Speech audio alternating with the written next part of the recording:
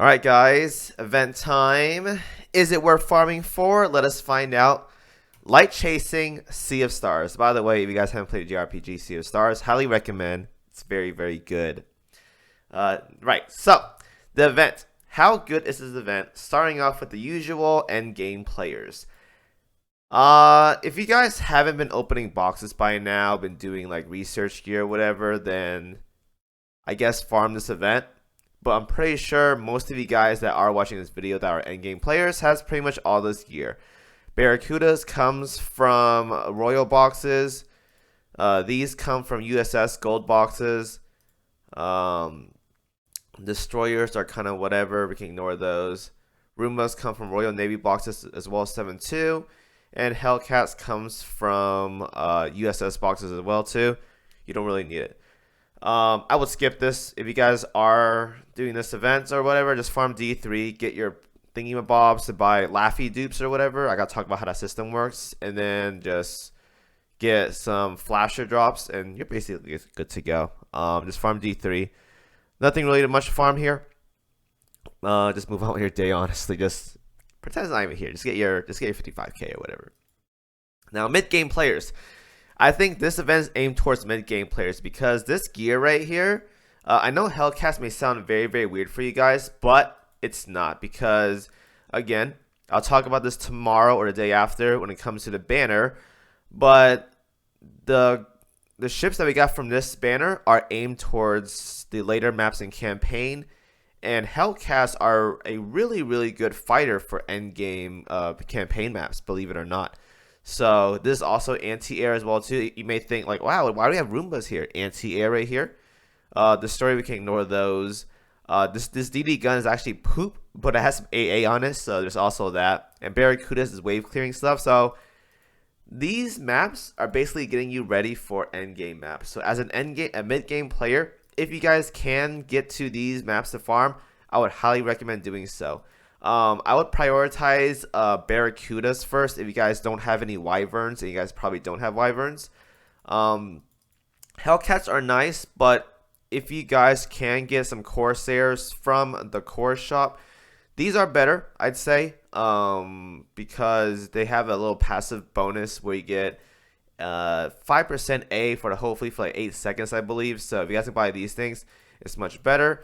But in terms of raw, like crash damage or whatever, these are one of the best planes for crash damage, honestly. These are going to be very, very good for your third fleet in chapter 15, and it's going to help you out a lot as well too in chapters 12 and 13. So if you guys can farm D3, this is actually really good here. I know you guys have gotten probably a couple of these in your boxes or research, but if you guys want to do chapter 15, you guys are going to need more of these good planes or whatever. There's also the Russian ones or whatever, or not Russian, the German ones, but these also work very, very well. So highly, highly recommend if you guys can farm these out. It's going to be very, very good. Now, as for early game players, I don't think it's like anything crazy. I'm not sure if early game is going to be rough for you guys. There are some like invisible submarines in this map. But if you guys are early game players, let me just look at what B3 has to offer, and I'll give you guys a rundown on what to farm.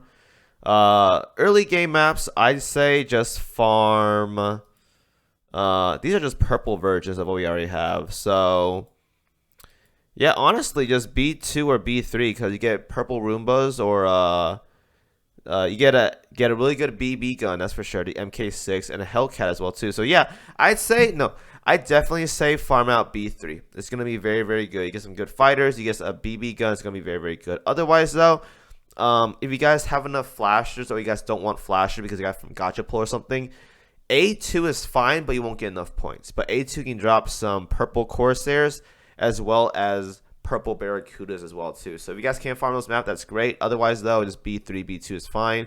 And if you guys can somehow make it into the later maps to farm, like hard mode, D2, D3, highly recommend doing that. Otherwise, though, just sit still at B2, B3, and that should be okay for the time being. All right.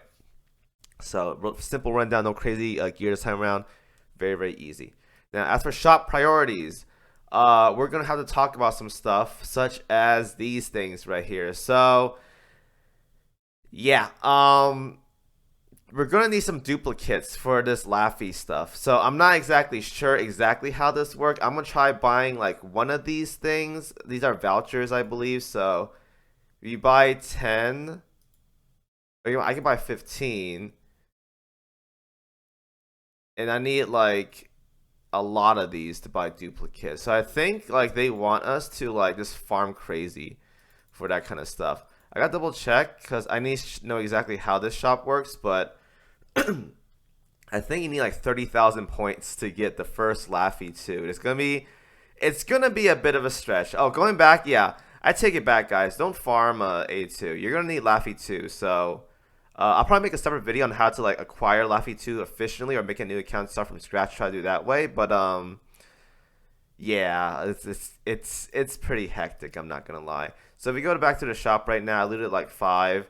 Does show 5 right here? It does. And if I hit this, we get 35. I got a lot of points now. So, oof, it's gonna be a while before we get this Laffy 2, and we only get one duplicate, so you gotta get the other ones from like other places. So, all right, this is gonna be tricky. So this time around, I recommend getting Laffy 2 first because she's going to be the UR ship. I know there is a rainbow gear here, but judging by how grindy this is, I think the best play here is to go for the Laffy 2. Get it at least one and you should be okay. I think it's going to be about 30,000 of these data fragments to get it.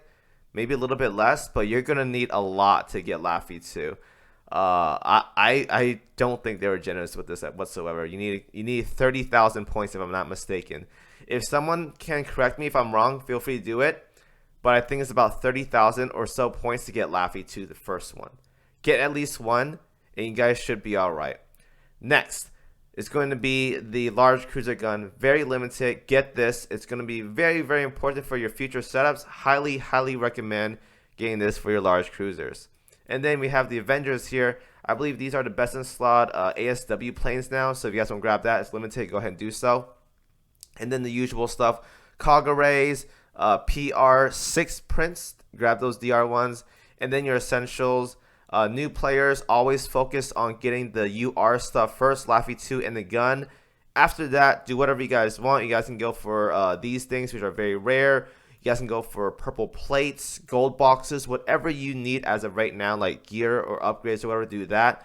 But again, remember, always recommend getting the UR stuff first. Laffy 2 and then the gun in that order. Otherwise, if you guys get the gun and not get Laffy 2, it's going to be pretty bad. Like, I don't care if you have Guam, not having Laffy 2 is going to suck. So, do that. All right? Now, as for milestone stopping point, 55k is usually my stopping point, but this time around we gotta get a Laffy 2, which costs like 30,000 points, and it's gonna suck. We're gonna probably go to very, very high. If you guys do want to stop though, again, I recommend 55k. Gold plates are very, very important. Otherwise though, we're gonna be here for a while, guys. Getting duplicates for Laffy 2 and all that jazz is gonna be a brutal, brutal pain in the ass. I'm not gonna lie. I know some of you guys are saying like, "Oh, Kimo, you can get like a billion UR bullets from the monthly shop, man. You're not gated by one. You just buy how many you guys want." I can buy I don't know, 22 of these right now. Am I gonna do it? No. And guess what? If you're a new player, you're gonna have 0 of these things. So you're better off getting a duplicate from the shop. Well, I'm not gonna do it because I don't want to do it, but if you guys want to save specialized cores, you can do it that way. But get at least one. It is very important to get at least one Laffy 2, and it's going to cost 30,000 points. Oh my god, it's going to be a pain to get that many. I wish they made it easier to get these vouchers. I think they did from the event. I'll probably make a separate video talking about how to get Laffy 2 efficiently or whatever.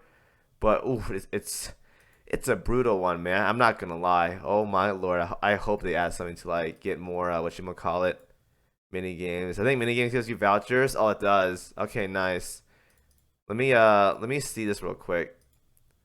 I can just exit and leave real quick. But let's see how much we get. Yes, 15 vouchers. Okay, so it's about maybe 20,000 points if you guys do all these things. Still a lot though. You're gonna be grinding a lot. So just do that. 55k on that jazz. The usual stuff. So Hope you guys enjoyed the video. It's gonna be a grindy event because they made Laffy 2 this way. So hope you guys enjoyed the video. Good luck farming as always. Do your mini game because it gives like 75 of these vouchers. And I'll see you guys next video. Thank you for watching as always. Wait, hold up. Anything in the mail? Alright, no, never mind. Okay, anyways, thank you guys for watching as always. I'll see you guys in the next one.